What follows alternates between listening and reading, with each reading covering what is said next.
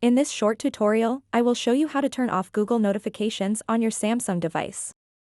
Google notifications can be helpful, but sometimes they can be distracting or unnecessary. Fortunately, it's quick and easy to disable these notifications. To get started, swipe down from the top, just like this, and then tap on the gear icon at the top right corner of the screen. Once you are on the settings page, scroll down to the bottom. Tap Apps. After that, tap on the search icon at the top right. Search for the Google app. Tap and select it. And then tap Notifications.